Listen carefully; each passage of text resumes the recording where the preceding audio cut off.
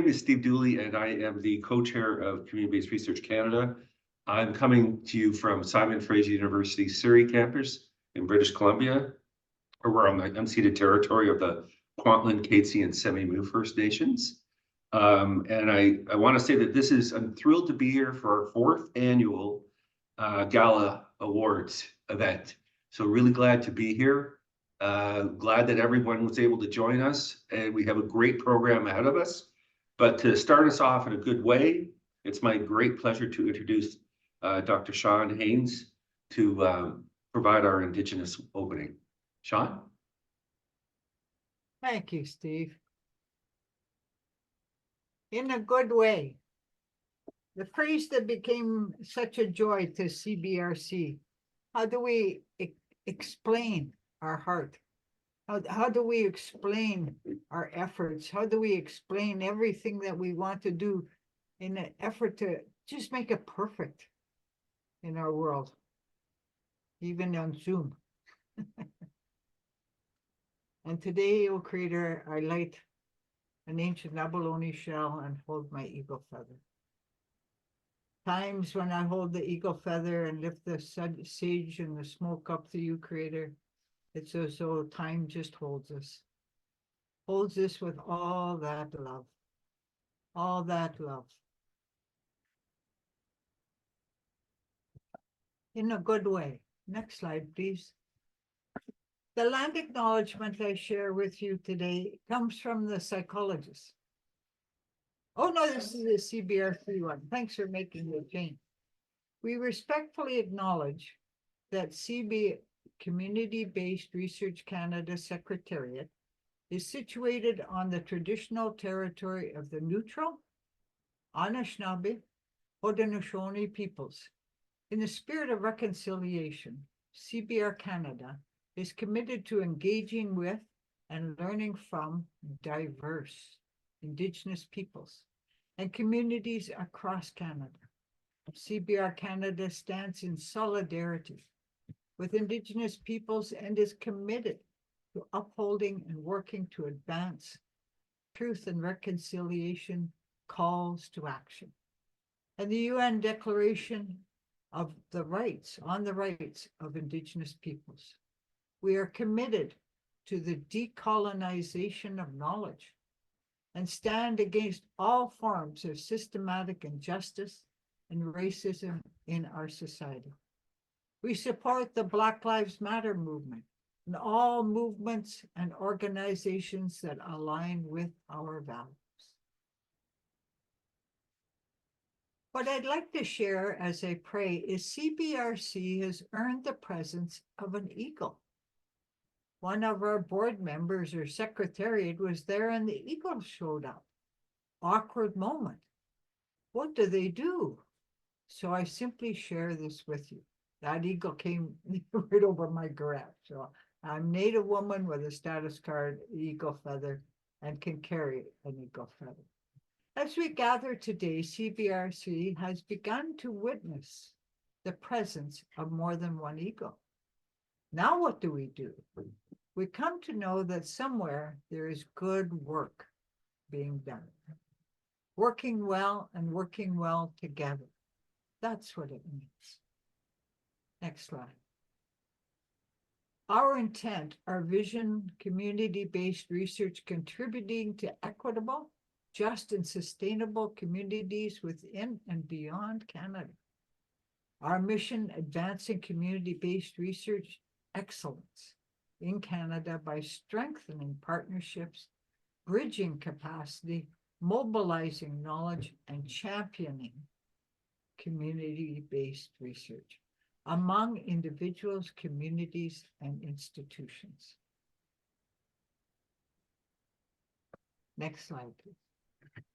CBRC Canada values multiple forms of knowledge, including Indigenous knowledge, academic knowledge, and knowledge gained through lived experience. Next slide, please. Our goals: strengthening partnerships, capacity bridging, knowledge mobilization, champion community-based research. Now I share language. This language is Mohawk. It's actually Seneca within the Mohawk. Very, very old. O Creator, I pray, today with sage and my eagle feather, guide us in a good way to learn from each other. Peace and health, Skinnen. Strength, Kahestisha, the strength and the cities, the civics. Ethics. Kaiwayo, truth and ethics. And that's actually a turtle on Manitoulin Island, and it's alive. I took that photo. Next slide, please. This is in Lakota. Chanta Yuskanyan. May a Sioux word meaning wholeheartedly. We try with all our heart. Joy in one's heart. Akai Pitan. To work cooperatively. Awika Hia. Earnestly. Wawela. Gently and peacefully. Wawela. Much gentleness. Onwaste. Open-heartedness. Mehituya. Work well together, but I'll pause on that one word. It means our love beyond ourselves. To the forest, to all the races and faiths and ways of being that came to the land. How do we love our way through it? Mehituya, a love that goes past us to others in a good way, means dignity, care within our relationships. Mehituya. Next slide, please. Solutions and action. Peaceful coexistence ethics. That's old. That goes back in my records to 1659 in August 16th. Peaceful coexistence after 24 years, the agreement with Wyandotte and his wife. Peaceful coexistence ethics in leadership. Congratulations. Because what has happened in the middle of TRC and all our really good intentions, an eagle showed up. A wambla, an eagle. An eagle. Our lands celebrate recovery of the land. Our lands celebrate today with you the recovery of our lands. Fundamental to the great law of peace in Montreal, we need the land to live, to feed ourselves. We have to have peace and ethics with the soil itself, right to the do. Creator be with us all. The land to return to health. With that health, we get health. As our learning with the lands and waters continue, thank you for the signs that our wisdom is growing. Capacity, expanding our capacity for peace, health, ethics, civics, and strength. The eagle arrives. What do we say? Next slide, please. We say thank you. Nayawen, Wopila Tonka Kanaskom, and Kichimikwech, Welelin, and all the languages that we know. Greetings, Skanen, Tanse, Ho, Shakan, and thank you. Somehow, somewhere in the middle of TRC, the land gave us a signal. 2 years now, 2 years. CBRC had an eagle. Thank you, Creator. Nayawen wo pila tanka kanaskuman kijimi gwachwelelen. Next slide, please. I'll leave the rest to you, Joanna. Thank you very much, Sean. Mehituya. Good afternoon, everyone. My name is Joanna Ochoka, and I am zooming today from the traditional land and treaty territory of the Sogin Ojibwe Nation. I am co-chair and executive director of CBRCanada. And thank you very much for being with us today It means a lot, and thanks for supporting and shaping our network and for your participation in the National CBR Award Program. Few words about CBR Canada. CBR Canada started 14 years ago as an informal group of a handful number of activists. And today it is an established non-profit national network of 60+ institutions, organizations, and many researchers across Canada who work, who learn, and who advocate together in advancing community-based research nationally and globally. And the funds to run our organization come from the membership fee and from training activities. And thank you for supporting CBR Canada existence. CBR Canada program is guided by 4 main strategic goals: bridging capacities, facilitating connections, mobilizing knowledge, and championing community research. We offer various programs and activities, both deductive and inductive opportunities to build capacities and to promote community-based research. So monthly e-learning series showcase best community research across the country, giving us opportunities to learn and be inspired by impactful and exciting groups and speakers. The current e-learning series is on youth in community-based research. We also have community of practice monthly discussion space, and this opportunity is for researchers to learn from each other, but also to solve problems together. Currently, we have over 900 people on the registration list for community of practice. Also, we share updates of upcoming programs, activities, members' news, events, resources, upcoming publishing resource funding opportunities, with over 2,200 subscribers in our monthly e-news. We bridge capacity, we build and bridge capacities of community-based research, and teaching and coaching are an important part of it. We run certified course, summer institutes, and custom tailored workshops. And our C2U Expo, this is our biannual Canadian-led international conference, and our big realization of how powerful partnerships and our relationships are, and how community-based research equip people to imagine and to build innovative solutions to societal problems. Let's talk also about one of our programs, which is the annual award program, and I am moving right now to our Community-Based Research Excellent Award Program. And this program recognizes excellence in 2 categories: community campus research partnership, or best CBR project in Canada, and also emerging community-based researcher, or best young career researcher of the year. This is the 4th year of this program. Over 4 years, we received a total of 119 nominations.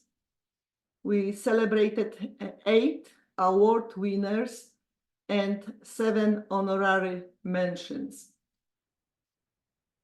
CBR Canada Award Program is successful and has a lot of strengths. It recognizes and celebrates the talent in the community research field nationally. But it is not only about showcasing best examples or inspiring others. This program also helps us to understand why community-based research matters to Canadians. This award program provides clear insights into the impact of collaborative research undertakings in addressing many social and environmental challenges our communities face. And this impact is tangible. This impact is tangible in generating change and in enabling social innovation. Whether it is homelessness or houselessness, opioid crisis or substance use or abuse, welfare of children, of youth, of seniors, of immigrants, advancing educational equity or addressing climate change or many topics, other topics. Clearly, community-based research amplifies impact and innovation. The award program can be seen as a microcosm of community-based research across the country and the testament of the strengths and impact of community-based research in Canada.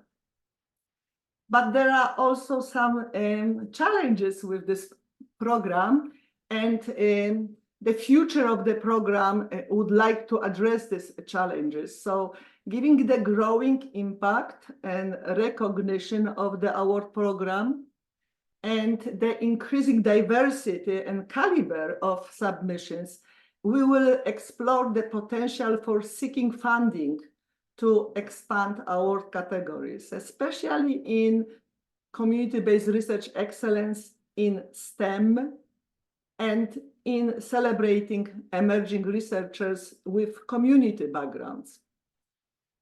This would allow us to better recognize broader range of innovative projects and research efforts nationwide, as well as to build synergies with different streams and research fields. So please let us know if you have any ideas about sponsorships, or if you would like to be active in organizing the 2025 award program. We welcome your participation. So right now, Julia, let's transition to the 2024 award program, which was a success. And you never know it until April 3rd, which is the deadline for nominations. We received this year 40 outstanding nominations in both categories. The adjudication committee faced an interesting challenge to select the winner in each category. I want to emphasize, and you see right now the map of all these projects and all these nominees. But my point is about emphasizing the quality and diversity of the submitted nominations. Many nominees have been scaling up community research efforts we have not seen before, conducting not only research projects, but delivering complex programs with enormous number of collaborators and funding from various sources. We also received nominations from natural sciences, from STEM, and from art space initiatives. A lot of talent, but also a visible change this year in the role academics play, more often as supporters and enablers than facilitators or leaders. So congratulations to all the nominees. We'll hear from them in the upcoming webinars, community of practice, and other CBRCanada publications. Now let's hear from the adjudication committee. And so I will ask Warren to speak. So over to you, Warren.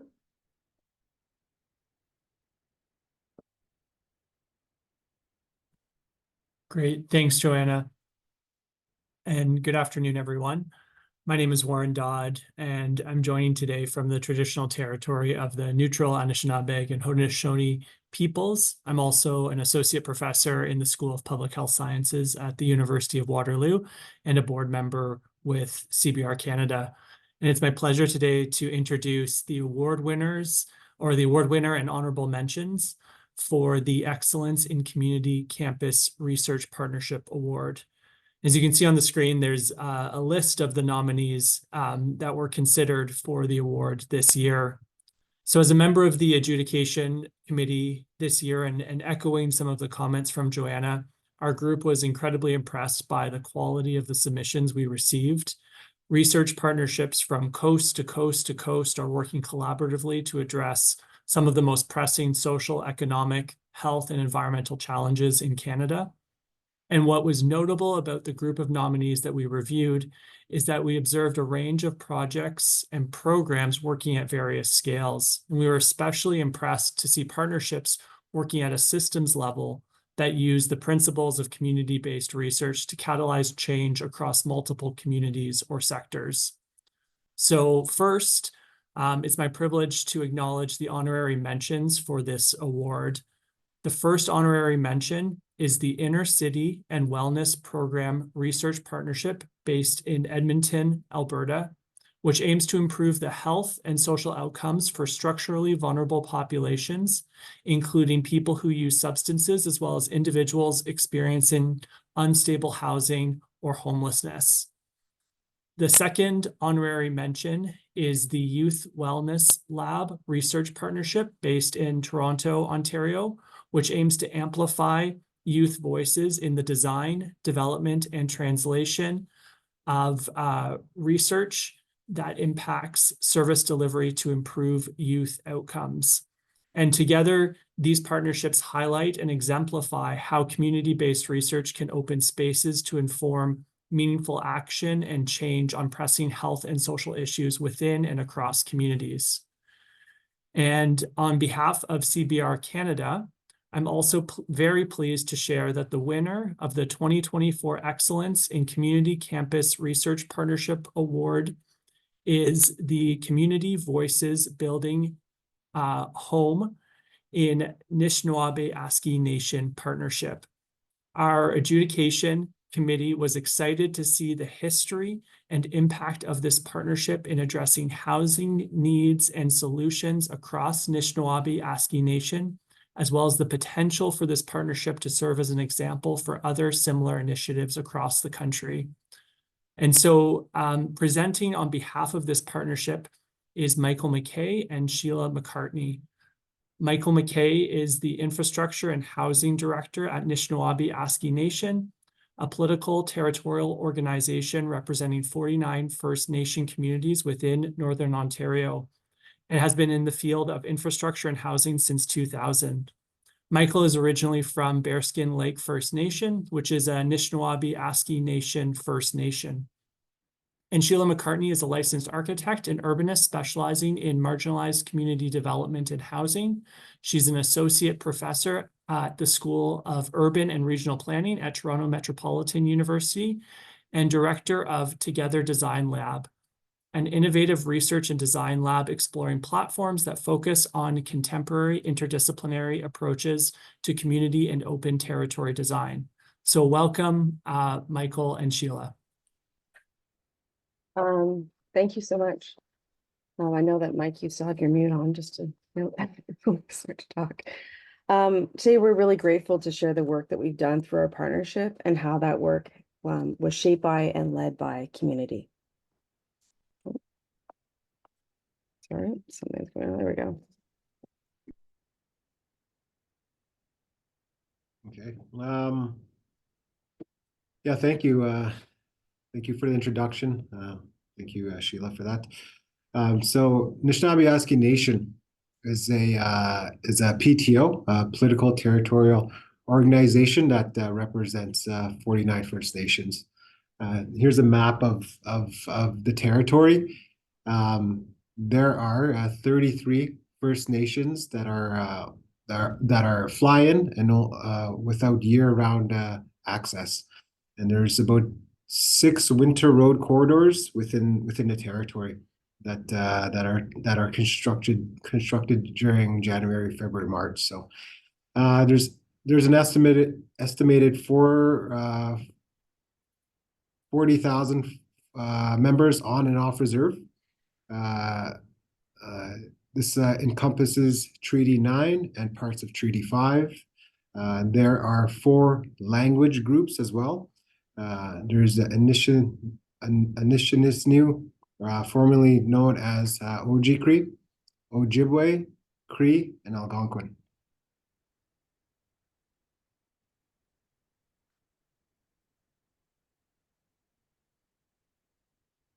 So these images characterize the low-lying landscape with housing. The housing that's built adjacent to water in many of the NAN communities. The location of reserves are on muskeg, are in flood zones, and they also contribute to the rapid deterioration of the aging housing stock, which can be seen in the second photo here. So some of the Anishinaabe Nation stats, based on the most recent census, 40% of the over 6,000 houses across NAN are in need of major repair, compared to only 5.7 across Ontario. And on average, there are 3.7 people per household compared to 2.6 in Ontario. We know from the stats and our experiences, a significant amount of housing needs to be repaired or replaced in addition to new housing construction and subdivision expansion, and that overcrowding is a common struggle and common challenge for NAN members. The NAN Housing and Infrastructure Department is a small team with a diverse skill set, including architecture, engineering, waste management, fire prevention, and emergency management. We also have a number of projects that we've completed working at the community level to implement. We are experienced with many challenges of working in a remote fly-in setting. Some winter road access 3 months of the year, but depleting with climate change and the rest of the year. We have multiple ongoing partnerships with communities, tribal councils, and a variety of funding agencies. So Together Design Lab is an interdisciplinary team also.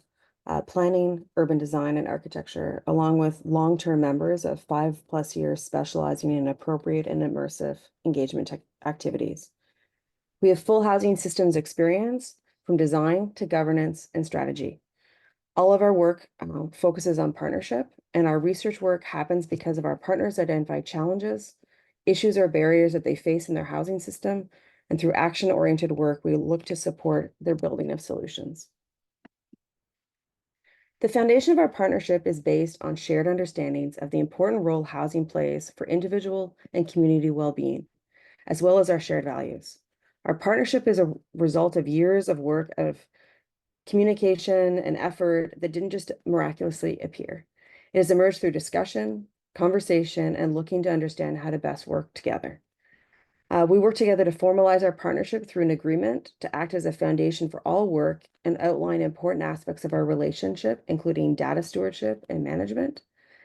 And the model we are creating acts as a direct counter to the status quo we see beginning with government and extending into industry that disregards important beliefs of respect, listening, and community-led decision-making. These ways of working rooted in shared values is an important model for any campus and community-based relationships. And approaches need to be community-led and culturally appropriate to create solutions and amplify housing solutions to rebuild the system. First Nations are not stakeholders, they're leaders and partners. Working within a university or campus, there is a hierarchy, silos between and sometimes within departments, and embedded power relationships. These dynamics can translate into community partnerships where professionals may frame themselves as the experts who can bring solutions. Even community organizations can have their own challenges with department silos or being stretched thin. And when we work with communities, we must remember that they are diverse too. There are many perspectives and experiences that we do not always get shared or the same amount of space within them. So when we're thinking of Anishinaabe Nation, it's a diverse territory by the size of France, with many different members from youth to elders to community workers to women to professionals working within the area. However, it's through this connection and maintenance of partnerships that we're able to begin to remake and renew all of these relationships, to learn and support one another, and work to amplify a diversity of voices within community.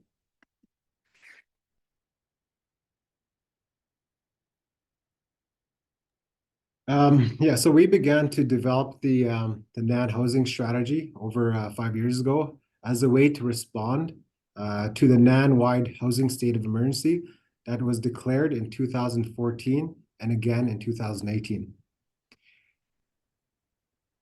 This declaration came as a result of decades of inappropriate intervention and led the chiefs to describe the conditions being faced in their communities as deplorable and leading to extensive health issues, short housing life, overcrowding, and extreme mold.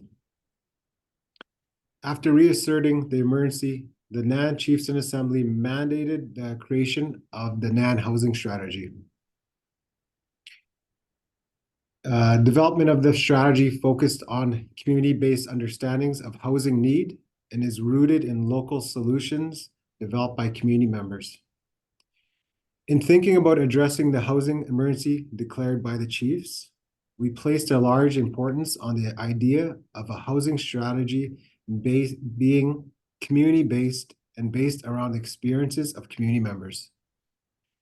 Housing is more than a physical structure that provides us shelter. It is where we should feel safe.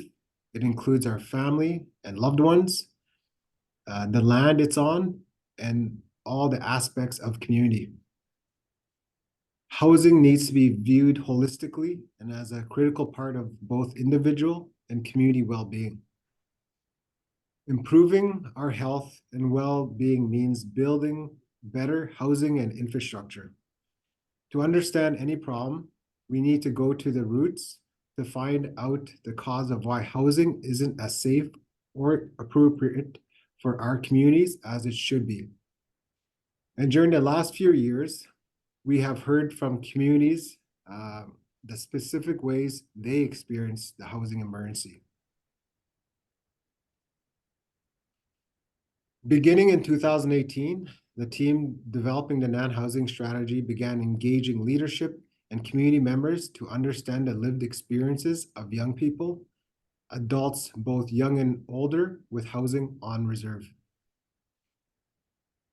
We were mandated to create a strategy that reflected the lived experiences of NAN members and develop solutions rooted in community. To create a strategy that is community-based and ensures the right of access to adequate housing in order to end a collective housing emergency in the Anishinaabe Nation territory. It was in 2018, we partnered with Together Design Lab from the Toronto Metropolitan University in developing the strategy after collaborating on earlier projects. From 2019 to 2020, we listened to and learned from NAN community members through various community engagements. During each community visit, we sat down with leadership, housing managers, elders, education directors, health directors, health staff, youth councils, and any community member that wanted to have their voices heard. We understood throughout this time as well that communities were facing immediate housing need, and while a long-term strategy was required, so too was action. So throughout this period of development, we also supported communities on more immediate action and advocacy, trying to generate change as quickly as possible. In 2021, we started drafting the NAN Housing Strategy Roadmap and initially had 5 themes. But through review and further discussions, the roadmap was expanded to 7 themes. The draft roadmap was reviewed by the NAN Chiefs in Assembly and the Chiefs Committee on Housing and Infrastructure before it was finally submitted in August 2022 at the Kiwawin Chiefs Assembly to receive its full mandate for implementation.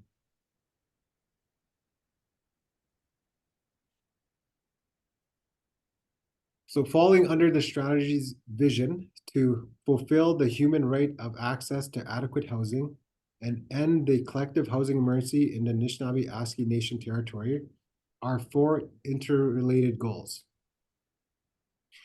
Create inclusive, occupant-focused housing needs assessment tools and support the creation of community-based, long-term housing and infrastructure plans. Vision-appropriate housing and community designs to match the diverse needs within non-communities. Create educational opportunities, professional development, establish skills training programs, and encourage inter-community mentorship programs in housing related fields. Develop policy alternatives by identifying opportunities in government agency programs and policies, alternative funding mechanisms. So to achieve the NAN housing strategy goals, 4 objectives have guided its development. The objectives recognize that any approach to housing solutions need to be community-led and culturally appropriate. Otherwise, they will not work in NAN communities and risk further extending the housing emergency. That First Nations are not stakeholders, they are leaders, partners, and the rights holders. That First Nations have the right to self-determination to their housing systems, and so the strategy focuses on creating tools and resources that support the development of these local housing solutions through housing procurement, tendering, management, and appropriate construction designs and building techniques. And the community should be able to access appropriate designs or pursue their own housing designs. Housing should reflect the values and cultures of the people who live in them. Homes should be safe spaces to create memories. For Community Voices to Lead, we take several approaches to meet with people both in person and virtually. You'll note that we were visiting people to 2020. We had extensive summer travel planned for more community visits, and we moved things to work virtually. We've held workshops in 8 First Nations, and these multi-day trips allowed us to work with many community groups and understand existing challenges, successes, and goals for the future. In addition to community visits, the strategy relies on centralized meetings as well, including the NAN Housing Summit in Thunder Bay, with various groups sending representatives, and these include housing managers, health workers, women, and youth. This is an overview of the projects. So when we were talking about the 7 themes that were being developed, you can see the strategy themes down in the lower left corner. And these are the projects that have come out of the housing strategy. But I also want to point out that this is the roadmap of different projects that are ongoing in their development.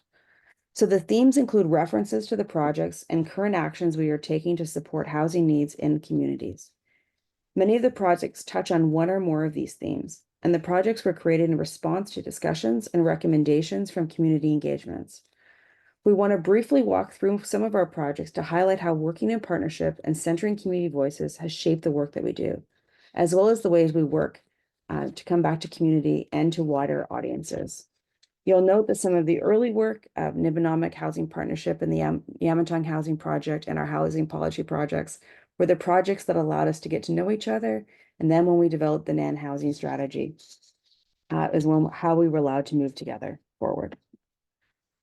So the first project we want to think of is creating a home for our youth, which we call CAFWay sometimes. And it emerged really as a response to community engagement work being undertaken as part of the broader NAN housing strategy.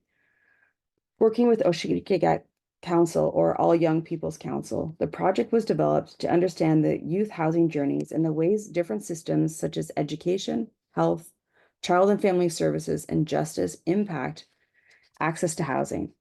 From our 27 interviews with youth and a workshop hosted by the NAN Youth Gatherings, we learned about many of the challenges youth face addressing safe and secure housing in their community and in cities across Northern Ontario. We currently are finalizing the project recommendations from the Youth Council and other NAN departments to ensure we reflect the youth priorities and can amplify and support the ongoing work of NAN. And from that, there's a report in the works and almost completed. The next project, Recording Our Truth, through our early work with elders and partners from Nivinamak and Yamatong, we began to learn about the differences between the technical understandings of housing and home. Working on the NAN housing strategy, we continue to engage and learn from elders. Recording Our Truth interviewed 6 elders to understand their experiences of home and the changes that have taken place over their lifetimes. We've learned that housing solutions need to be rooted in community and that relationships to home and homelands need to be supported through the work of the NAN housing strategy. The interviews are important accounts of histories in NAN territory, and the interviews can be used for education purposes by NAN, and learnings will be shared through a forthcoming book chapter, but also that they are held within the Anishinaabe Nation archives and can be accessed by youth for many generations to come. So yeah, it can be difficult to understand the scale of housing emergency across NAN. With each community we engaged with through the strategy and our everyday work, we kept hearing about housing and the infrastructure lot shortages. Working with publicly available data in our own reports, we developed a range of estimates for housing and infrastructure needs to begin to outline the scale of the emergency. We presented our findings to the NAN Chiefs Assembly, who endorsed an estimated need of 7,588 housing units. From this, we continue to advocate for adequate and appropriate housing and infrastructure supports and funding. We have also developed a second project, the true cost of housing in the North, to build from this project to understand current construction costs and the funding gap on reserve.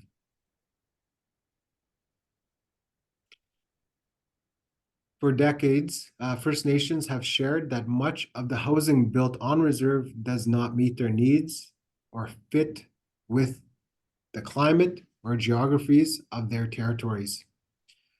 Community-led designs for specialized housing in the North was designed to remove the high barriers for housing design changes through the co-creation of shovel-ready designs. This project expanded our partnerships, bringing in other architecture firms and other technical professionals that share our values to work with and learn from community members, and frontline professionals to design housing that meets a range of needs. From the development of initial user profiles and bubble diagrams to the detailed design phase, community members were engaged. Throughout this project, updates were shared back to participants and communities through newsletters and webinars. Engagement remained flexible from in-person workshops, virtual group sessions, and one-on-one meetings with more than 50 participants. The project is currently moving into its final construction package phase. We plan to continue to host webinars and increase our knowledge sharing and support interested communities in building these co-created designs.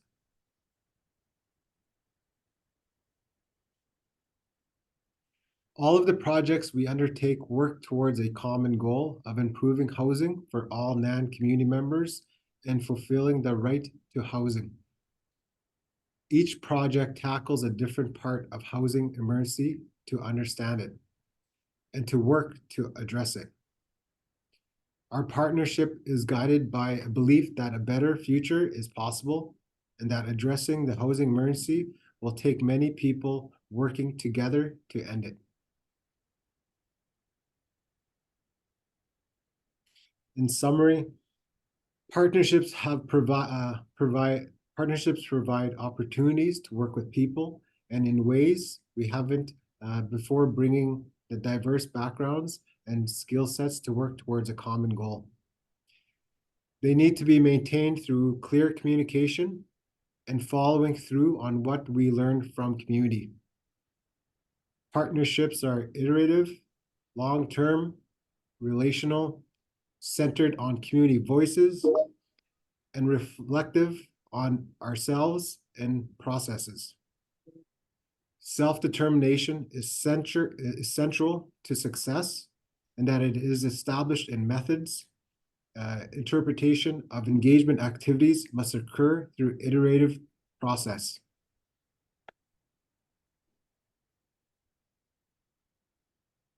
Thank you very much for allowing us to share the projects we've been working on together. I think it's quite a range, and I hope that you've learned something more about our partnership and the ways that we work, and we welcome you to reach out to us, to Michael McKay and to myself, Together Design Lab, with any questions that you may have about our partnership. Thanks so much. Thank you.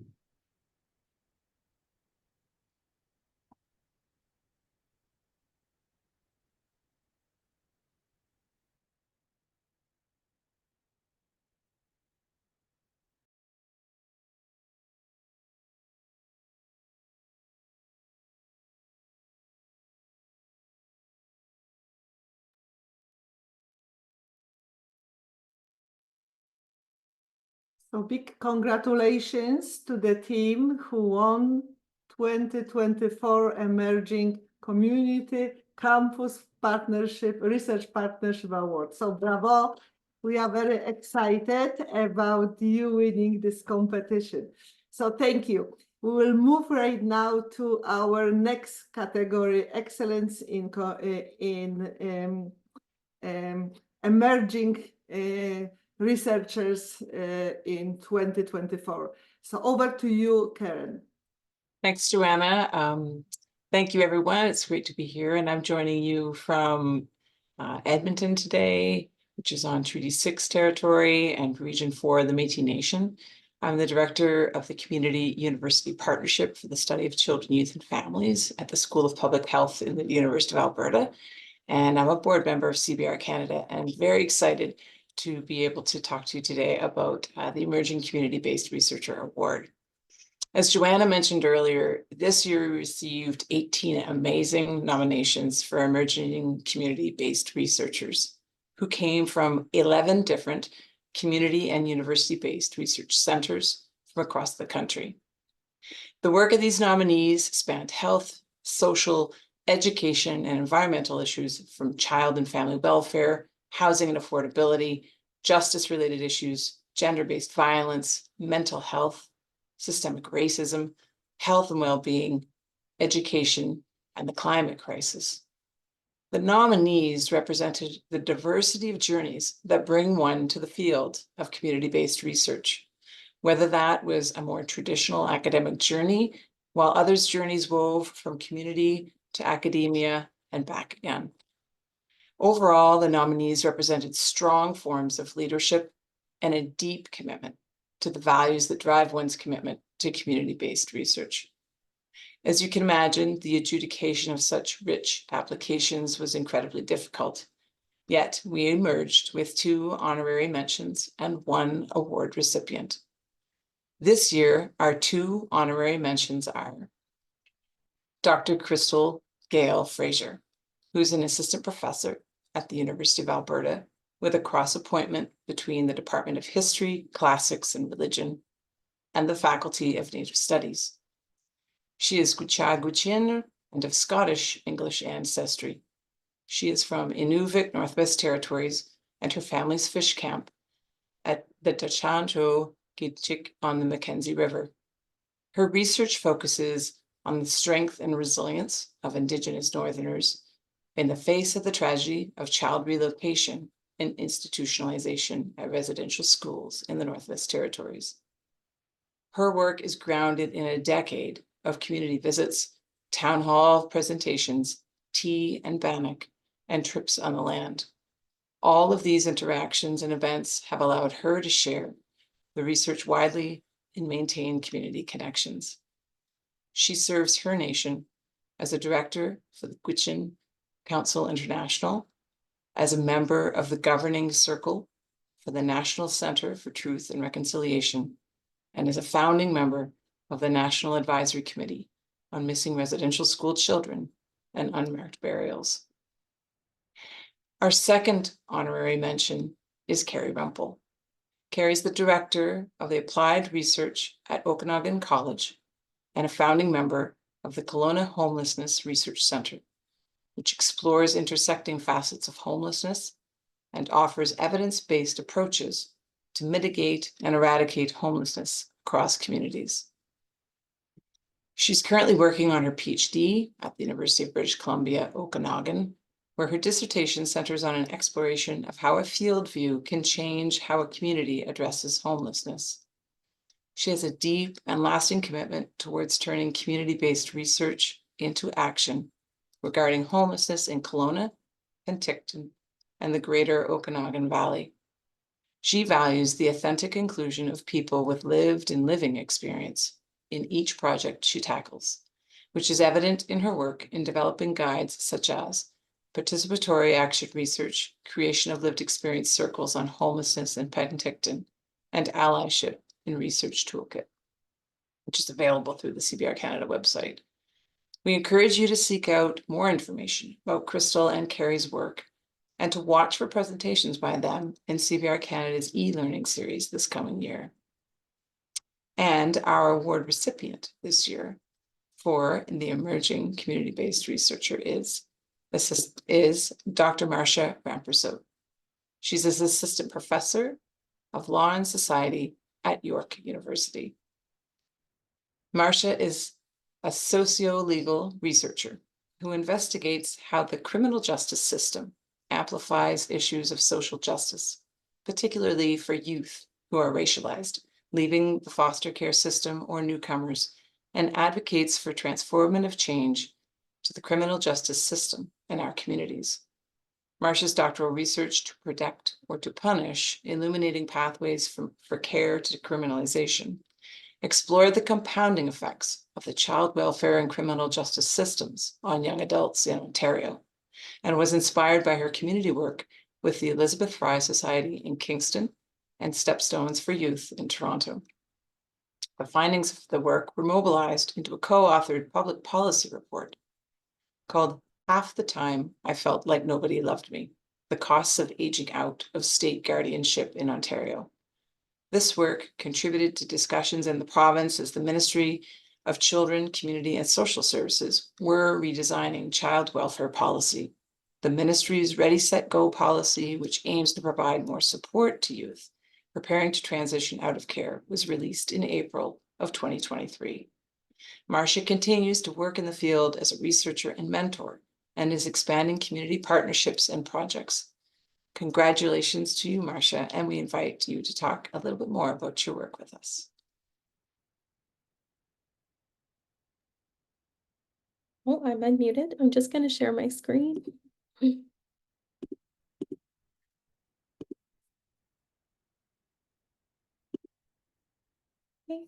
Okay, thank you everyone for bearing with me, and thank you, Karen, so much for that really kind introduction. I also want to very quickly say congratulations to Mike and Sheila for winning the Campus Community Partnership Award. That's really fantastic. And everyone who had honorable mentions, the research, I do not envy the adjudicating committee at all, because I think there were some great projects nominated this year and some amazing research happening across the country. So thank you all. I am joining you all today from my hometown of Brampton, Ontario, which is located on the traditional territory of the Anishinaabe, Huron-Wendat, Haudenosaunee, and Ojibwe-Chippewa peoples, land that's home to the Métis, and most recently the territory of the Mississaugas of the Credit First Nation. I do want to start today by expressing my deep gratitude to Community-Based Research Canada, to the adjudicating committee, for recognizing me as their 2024 Emerging Community-Based Researcher. It's an absolute honor to be recognized and supported for the research I do. I also want to send a warm thank you to Julia, who's been coordinating with me by email in preparation for today. So thank you so much, Julia, for your help in the past few weeks. And I want to acknowledge the support from my community for nominating me for this award. So thank you so much to York University, and in particular Leanne Bennett and Abigail Bogus for the institutional nomination. And thank you to the community partners that wrote letters of support for my application, some of whom were able to attend today and are in the audience. So Heather O'Keefe and Alexi Menace at Stepstones for Youth, Sophia Hussein at the John Howard Society of Ontario, and Eva Marsuski at Peace Builders Canada. I am very grateful to be in community with all of you folks and the organizations that you are a part of. Before I talk more about my community research, I wanted to briefly share with you my journey to becoming a community-based researcher. And actually, my family's in the audience right now, and I'm pretty sure they're like, oh my gosh, you didn't tell me you're including pictures, but I did, haha. What better place to start than with where I learned what community is? For me, my first imaginings of what community means came from my family. In the bottom right picture on the slide, it's a photo of my maternal grandparents, my mom, and her siblings, all of whom immigrated to Canada from Guyana throughout the 1970s and 1980s. And since they arrived, our family has grown exponentially, as you can see in the other two photos. But I share these photos to impress upon you that it was through my relationships with my sister, with my parents, my grandparents, my huge extended family, that I learned what it means to be in community and to care for and support one another. My grandmother was the heartbeat of our family, and I learned so much from her. She came from the humblest beginnings, but that never stopped her from sharing what she could with others: food, clothes, time, advice. And I learned from her that your community doesn't start and stop with those you're related to. If you're able to put yourself in the shoes of another, to empathize with them, you'll feel a responsibility to extend care and support to them too. My notion of community that started with my family deepened and expanded when I started grad school in the sociology department at Queen's University in Kingston, Ontario. And this is a photo of a mural that was painted in the neighborhood I lived in there, which reads, "What makes a good neighborhood is to notice that we're part of a bigger picture." Through my grad studies, I learned to connect my personal troubles to larger social contexts, which helped me to see how issues and people are intricately connected. And this mural kind of became a symbol for me during my grad school time of the learning that was taking place for me, both in and outside of the classroom. So as Karen mentioned, some of my community work earlier. I'll elaborate a little bit on that. While I was at Queen's, I did a ton of community work, but there were two experiences in particular that were really impactful for my future research. So these experiences actually inspired my doctoral work and helped me to develop an understanding and approach to community-based research, which have carried with me into my career. So in 2015, I joined the board of directors at the Elizabeth Fry Society of Kingston. EFRI is an organization that supports women who are imprisoned, who were recently released from prison, or who are at risk of experiencing criminalization. With some of the EFRI staff and board members, I was given the opportunity to visit a local jail, the Quinte Regional Detention Center, and it was there that I learned about Kingston's growing bail problem. Many women were being denied bail, and those who were released were often being given these long lists of restrictive conditions that were really effectively setting them up to fail. And if they breached a condition, so like if they had a curfew condition, for example, and they came home late, that would constitute a breach, and then they risked being sent back to jail. In response to this problem, EFRI co-developed a bail support program with Queen's Legal Aid, and it had dramatic results in helping women to be released from jail with realistic plans, and then pairing them with community support to ensure that they could remain in their communities. Working with EFRI through the development of this program really sparked my interest in the bail system. I knew that the problem was significant in Ontario, and so I was inspired to explore it further in my doctoral work. But what gave my doctoral work shape and focus was my experience working with Stepstones for Youth. In 2015, I worked at Stepstone's 2-week summer camp. This week is exclusively for girls who come from low income, undocumented, or otherwise marginalized groups. Many have been involved with Ontario's foster care system and have experienced significant abuse, neglect, or trauma. What really struck me most about this experience was Stepstone's unique, compassionate approach to conflict resolution. We were told during training that some of the campers might exhibit quote unquote difficult behaviors. And it was our responsibility as counselors to create an inclusive environment, and if conflicts arose, to consider and respond to the underlying reasons why a young person might be behaving the way they were.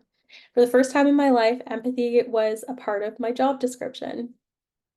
Through the course of the 2 weeks that I was there, my care and empathy and deepening sense of responsibility to these young people grew. And I realized just how unique the Stepstones environment was, and that these young people might not fare so well in other environments. So when I returned home, I did some research, and the data that I found was abysmal. So I'll share just a few stats or a few points here. A high proportion of young people in care don't finish high school. It's actually less than half of young people in care in Ontario don't finish high school, compared to about 85% in Ontario in general. Many struggle with mental health challenges, and many come into conflict with the criminal justice system. I brought together my experiences with Elizabeth Bry and Stepstones in order to consider the challenges that this group of young people might face if they came in contact with the criminal justice system. And thus my doctoral research was born, resulting in my dissertation, To Protect or to Punish: Illuminating Pathways from Care to Criminalization. So as a community-oriented researcher, I see the relationship between the academy and the community as reciprocal. My approach is firmly rooted in praxis, and I work closely with the communities who inform my research to cultivate projects from the ground up. My approach is also defined by a firm commitment to public scholarship, to break down barriers between the academy and the community through public knowledge mobilization. So earlier, Karen mentioned the report that I co-authored with Dr. Linda Mussel that was based on my doctoral research. Half the time I felt like nobody loved me, the cost of aging out-of-state guardianship in Ontario. My motivation for writing this report was to increase the reach and impact of my research and to bring the voices of youth who were formerly in foster care, who had participated in my research, to a wider audience. I was so thrilled that Dr. Mussel and I were able to launch our report to more than 200 stakeholders, which included young people who had aged out of the care system, community practitioners, academics, lawyers, folks from government, and we were able to join the conversation about child welfare policy redesign in the province. To me, that's the ultimate expression of my commitment to transformative community-based research. In my research and teaching, I strive to bring awareness to social issues that impact communities made marginal, to further research on issues of racial and social justice in my discipline, and to contribute to bigger conversations among community organizers, policymakers, and other stakeholders. In this pursuit, I am very happy to share that 9 years later, I continue to do meaningful research with the folks at Stepstones for Youth, and my community network has only continued to expand to include amazing folks at the John Howard Society, Peace Builders Canada, the Rights for Children and Youth Partnership Project, among others. And with support and generous funding from organizations like Community-Based Research Canada, I'm so grateful to be able to continue doing this important collaborative research. And that was it. So thank you so much.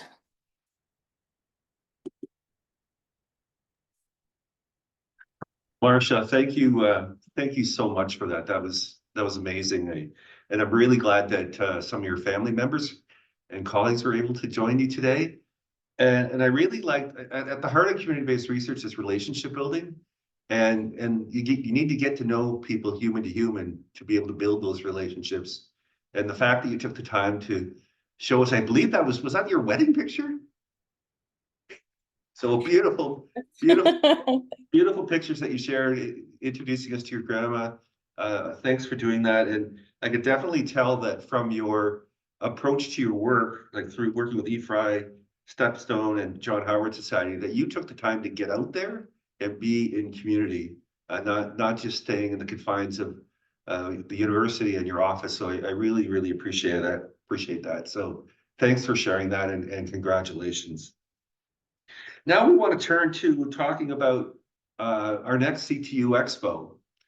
So our next CTU Expo in 2025 will be taking place in Edmonton at MacEwan University. And MacEwan put together an amazing proposal of what they wanted to do for CTU Expo. And I'd like to now invite Dr. Hugh McKenzie, Associate Dean, Scholarly Outreach and Engagement. He's also an Associate Professor in Anthropology at MacEwan University, to tell us a bit about to give us a bit of a teaser. What are we planning for CTU Expo 2025? Hugh, over to you. Yeah, thanks very much. I hope you can hear me here. So first, thank you very much for CBRCanada for inviting us to this really wonderful event today. And of course, for accepting it and being supportive of our proposal. We're just so excited to be hosting the Expo in 2025. And we really feel privileged to be able to provide a venue to hear about projects like those we just heard about by Michael and Sheila and Marcia, Crystal and Carrie, and the other 38, I think it was, nominated projects and scholars that we didn't get to hear about in great detail. It's really, really inspiring work, and we're kind of humbled to be able to help host this and showcase it and facilitate new projects coming on board. So thanks to everyone for that, for sure. I'm just going to share my slides here. And then off we'll go. And again, as Steve said, it's really more of a teaser than anything else. Let's see if I can get this to work. Let me know when that comes up. Let's see, share. I'm not a Zoom veteran. Looks good, Hugh. That looks good. Okay, great. So again, coming to Edmonton, and I'll just start off by saying that I'm coming to you, as was said by a couple of others, from Miskatchewan or from Edmonton. This is Treaty 6 territory. It's a traditional gathering place for many Indigenous peoples, and we honor and respect the history, languages, ceremonies, and cultures of the First Nations, Métis, and Inuit who call this territory home. We're reminded that we're all treaty people and of the responsibility we have to one another. This really struck home for me today, because this morning, MacEwan's Indigenous Center, Keewatin, is hosting a week-long land-based gathering in the River Valley. So I was down there this morning, fleshing some hides and going on medicine walks, and it was just a really wonderful way to kind of honor and participate in some reconciliation. And we're hoping that the conference provides us some opportunities for all the delegates to engage in some Treaty 6 teachings as well. I also, of course, want to really thank all of our community partners that were part of our initial proposal and some that have come on board since then.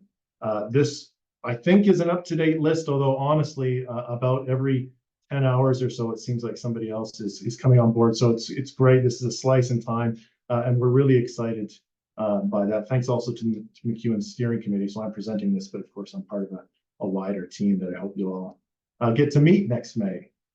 So just as Steve said, a little sneak preview. For our version of the conference, we proposed the theme Partners in Place. And we picked this theme for a couple of reasons.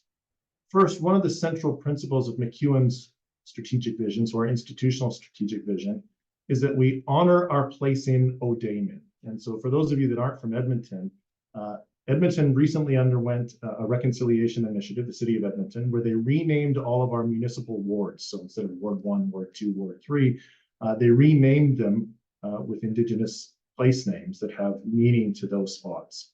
And MacEwan University sits right in downtown Edmonton in Ward O'Dayman. And O'Dayman is an Anishinaabe word for heartberry or strawberry, reflecting the fact that this is right in the heart of Edmonton. It's kind of a zone where people come together in the heart of Edmonton. So this concept of place was really resonant for us. And then emerging out of COVID, right, as locations are struggling to re-engage with their community members, and locations are struggling to be places, universities themselves are struggling to get students to come, downtowns are struggling, theaters and restaurants and everyone else, trying to make sense of this kind of new sense of community. We again thought that the concept of place would be an important one.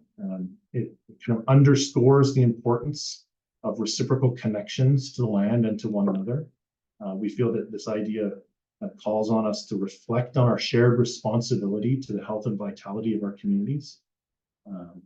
We recognize that place is a little bit broader now than just a physical location now, right? It extends to complex digital landscapes that bring people together from diverse backgrounds. And we really think that this idea of place as a central framing, as something that, it's through our shared connections to place that our communities are built and endure. And so we thought that would be a nice theme around which to think about community engaged research and explore the kind of the power of place-based insights and ethics and approaches to thinking about how to support meaningful community engagement. So that's kind of the theme that we're hoping will resonate with others. We think it resonates with us here, and we're looking forward to seeing what people can make of this idea. Along with that, this was kind of our conference logo and identity. And I really wanted to thank CBRCanada for letting us refresh kind of the logo. I know that the logo is kind of owned by CBRCanada, and they were quite receptive to us modifying it a little bit and going away from the kind of spoke or wheel or puzzle pieces to make something that articulated with our theme. So I just wanted to talk about what this logo is and what it means. So this logo was created by one of our design study students, our undergraduate student, Adam Houston, with mentorship from a faculty member, Wayne Williams. And it's inspired by the conference's focus, as I said, on fostering meaningful partnerships. The design itself, the Bear in Bear design, is anchored around a prominent sculpture called Mother Bear Prays for Earth Healing by Stuart Steinhauer, who's a Saddle Lake Cree Nation artist. And this is just kind of, over to here. And the statue is located outside of Kiewastin, MacEwan's Indigenous Center. The sculpture itself serves as MacEwan's Treaty 6 marker, and it's inspired with the words, "We're all related." And Stuart Steinhauer noted that in his inspiration for this, the women's pipe ceremony, Mother Bear represents the idea that all humans are welcome, belong.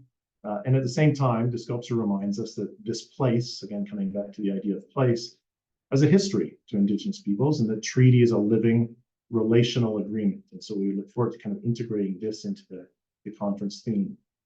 The color palette was chosen, again, to kind of be resonant with the conference identity. The warm gray from Adam, he wanted to use that to symbolize the stability, the strong foundation, the historical and ongoing significance of this weighty Treaty 6 agreement.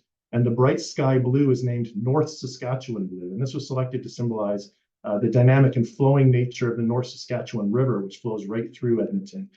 And the North Saskatchewan River was a historically important route which connected diverse communities. And so the use of this for Adam was to highlight the theme Partners in Place and emphasizing this continuous flow of ideas and the bridging of communities. And so we were excited when Adam brought this to us. We thought it aligned really well with the conference's aim to kind of honor past relationships and nurture future collaborations. And of course, we think it aligns with CBRCanada's mandate to facilitate community-based research excellence. So we're excited about that. So I wanted to highlight what that was about. When we got over the initial excitement of being awarded the conference and then had that awful heart and throat moment of like, oh no, now we have to like pull this thing off and we only have a year to do so, we reached out to CBRCanada for some advice. And one of the things that Steve said, which was fantastic, was, don't view this conference as just a few days in May 2025, right? Think about the organization of the conference itself as an important act of community engagement. And we knew this intuitively, but to hear him articulate it like that was really nice. And so we've really been trying to embrace this idea that this whole year, really leading up to the conference, is one in which we're trying to build, trying to initiate new projects. We're trying to think about how community and campus and then be showcased next May and then beyond, right?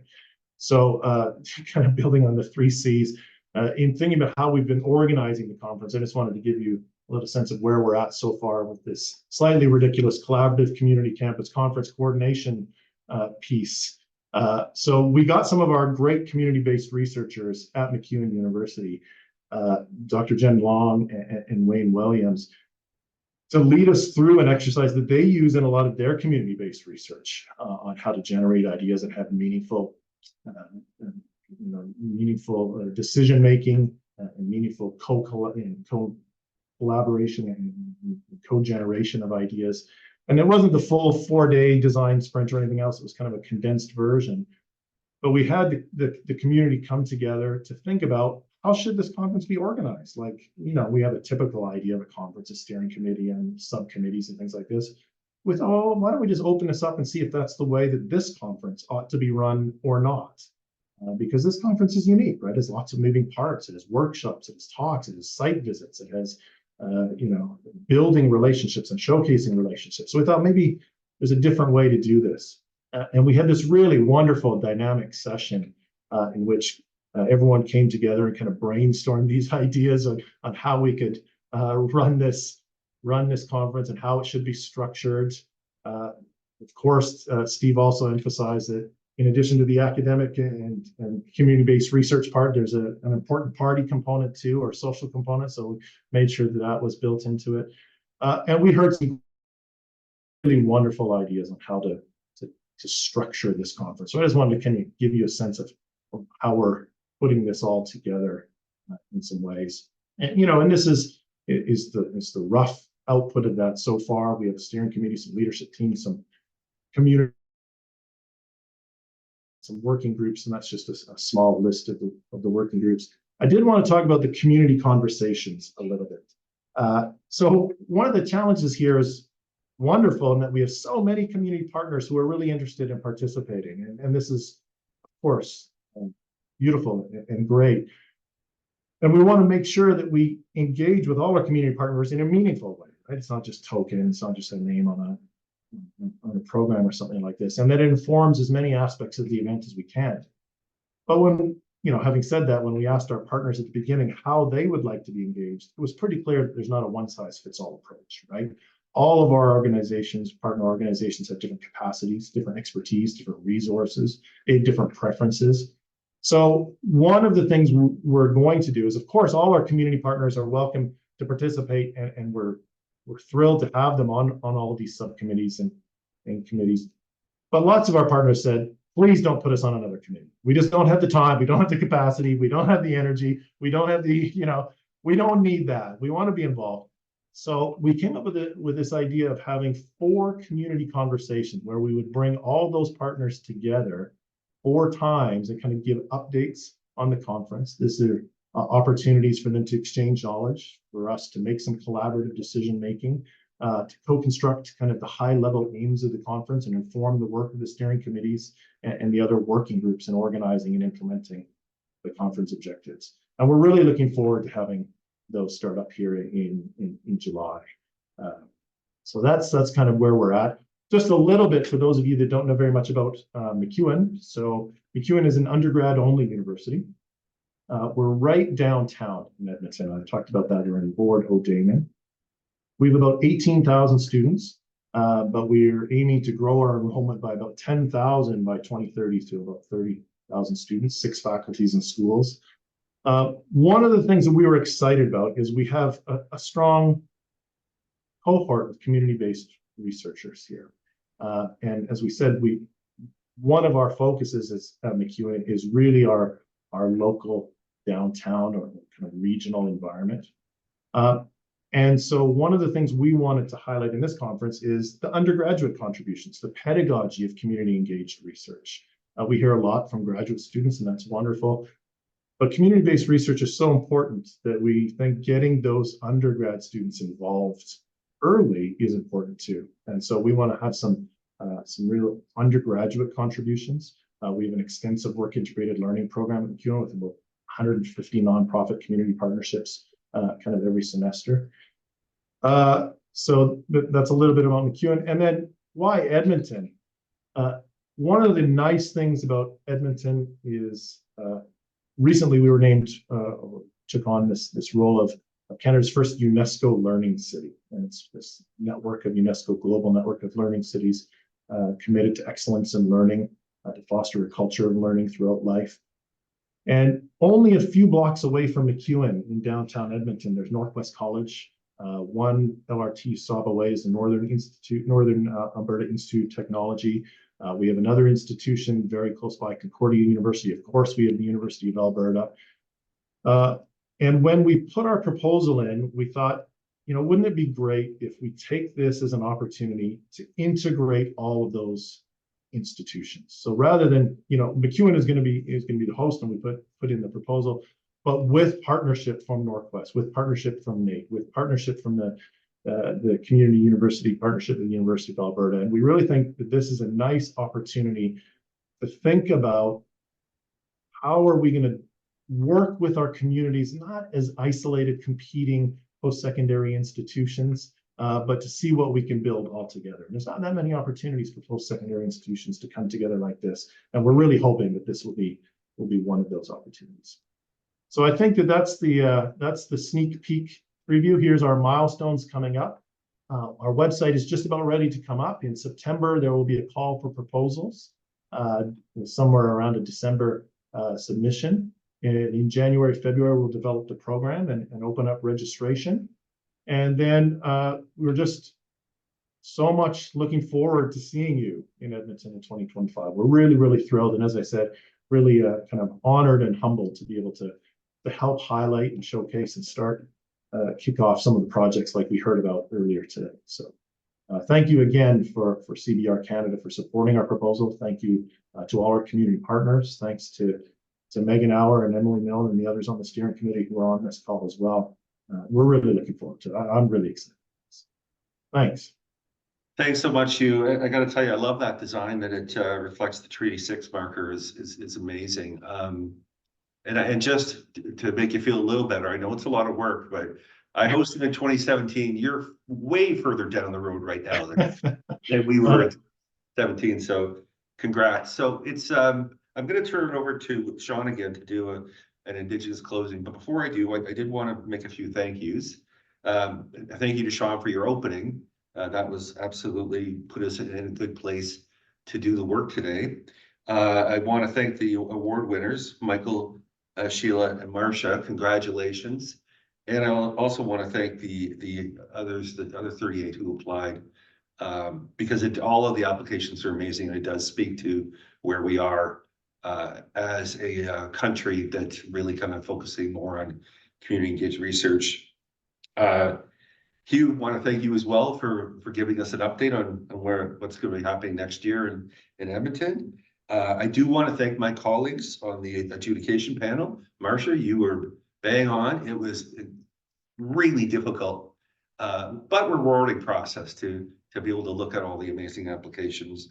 And I do want to give a shout out to the CBRCanada staff who worked tirelessly to put on, the awards, our webinars, our community practice, our training. There's a lot going on at CBRCanada, and we would not be able to do it without the amazing staff that we have. And lastly, I want to thank everyone who was able to join us today. It's just a really, really important piece of work that we do at CBRCanada to celebrate excellence in this work. And we're thrilled to be here to do it today. And we look forward to taking this on the road to Edmonton for next year's awards. So with that, Sean, I want to turn it over to you. Thank you, Steve. Utmost is the word I chose after reviewing what I came to know about today. Utmost effort, utmost care, utmost. A celebration for community giving its utmost with all its heart. Next slide, please. Returning to community after a moment like today, in a good way, person, family, community, culture, nations, from hard work, collaboratively, to health. And to celebrate the health of the land, the land at the same time is so amazing. We're expanding the capacity for health within ourselves and with our land. Within ourselves and with our land. Next slide, please. Like a moment of dew on a leaf. Or speaking of reconciliation, so beautiful at most in our nature, our environment. Notice the health of an accomplishment in a moment from our land. Next slide, please. Balance, hidden within the forest. Thank you to all those who attended and added to the day's events, strengthening our wisdom. Now to watch as our lands share the reconciliation of truth. Share the reconciliation of truth, like the balance of the dew on a branch. Next slide, please. Have we noticed how the soil grows? As we return to community, have we noticed the soil, the nourishment with a loamy, full of nourishment moment from self, from community, from family, from infrastructures, a celebration. Thank you. Next slide, please. A moment, collaborative wisdom, collaborative accomplishment, validation with the land in a good way.